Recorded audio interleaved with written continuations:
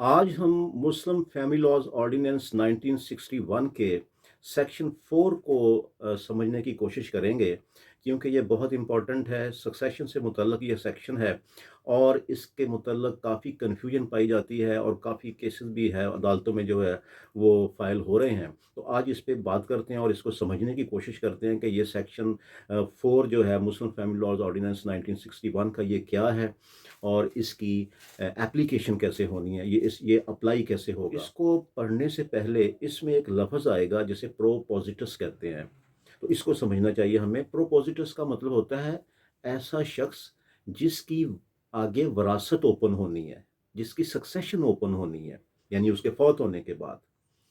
तो तो ये जो हमारा ये जो सेक्शन 4 है, वो ये कहता है कि अगर ऐसा मोरस से आला यानी प्रोपोजिटस उसकी ज़िंदगी में उसका बेटा बेटी फौत हो जाए, तो जो उसके बच्चे होंगे फौत शुदा बेटा बेटी के, वो उस प्रोपोजिटस के फौत होने के बाद, यानी उस मोरस आला के फौत होने के बाद वही हिस्सा उनको वरासत में मिलेगा जो कि अगर वो उनके वालदैन ज़िंदा होते, प्रोपोजिटस के फौत होने के बाद उनके वालदैन ज़िंदा होते और उनको मिलता।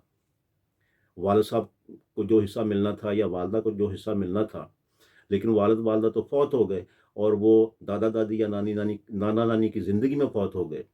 तो अब जो उनको वरासत मिलनी है वो जब ये दादा दादी या नाना नानी फौत होंगे, तो उसके बाद जो उनके वालदैन को, वालदा को या वालिद साहब को जो उनको हिस्सा मिलना था, वो अब उनको मिलेगा।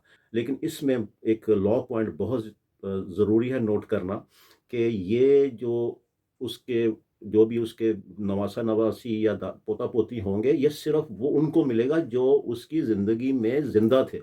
उस प्रोपोजिटस, उस मोरस आला की ज़िंदगी में जब उसका बेटा बेटी कोई फौत हुआ, तो उस वक़्त उसकी औलाद में जो लोग ज़िंदा थे, ये उसके मरने के बाद सिर्फ उनको मिलेगा। तो ये जो सेक्शन 4 है मुस्लिम फैमिली लॉज ऑर्डिनेंस 1961 का, इसको मैं पढ़ता हूँ ताकि थोड़ी शायद आपको समझ आए। सेक्शन 4 जो है वह सक्सेशन से मुतल्लक है, प्रोपोजिटस की, यानी मोरस आला की और उसके पोतों पोतियों और नवासे नवासियों की वरासत से मुतल्लिक है। In the event of the death of any son और daughter of the propositus before opening of succession, यानी उसकी सक्सेशन ओपनिंग होने से पहले, यानी उसके फौत होने से पहले उसका बेटा बेटी फौत हो जाए,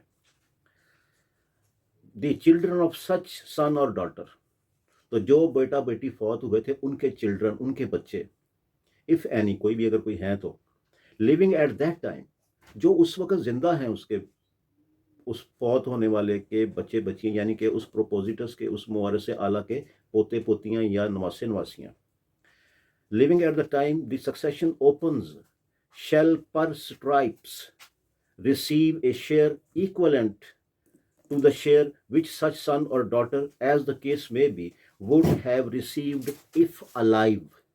प्रोपोजिटस यानी मुअर्रस आला की ज़िंदगी में जो उसके बेटा या बेटी फौत हुए थे और जो उनकी औलाद उस वक़्त ज़िंदा थी, सिर्फ़ ये उनको हिस्सा मिलेगा। जो भी उनका हिस्सा बनता था, अगर वो बेटा था तो बेटे की सूरत में उसका जो भी उसका लीगल शेयर बनता था वो मिलेगा। अगर बेटी फौत हो गई और उसकी औलाद है, तो जो बेटी का हिस्सा बनता था वो आगे उसकी औलाद को, बेटी की औलाद को मिलेगा। लेकिन आगे उनकी औलाद को कोई शेयर नहीं, इसमें वो कोई शेयर क्लेम नहीं कर सकते। ये है section 4 of Muslim family laws ordinance 1961। इसके मतलब बहुत कन्फ्यूजन पाई जाती है और जो पड़पोते पड़पोतियाँ हैं वो भी जनाब जो है वो अदालतों में आके केस कर रही हैं कि जनाब हमारा जो है हिस्सा बनता है वो हमें दिलाया जाए।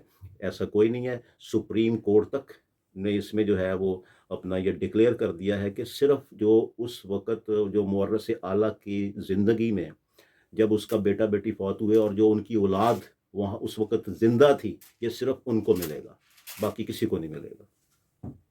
तो मैंने ये आज जो है वो एक बात करनी थी, बहुत इम्पोर्टेंट है। इसके मुतल्लिक़ बहुत केसेस हैं वो कोर्ट्स में आ रहे हैं।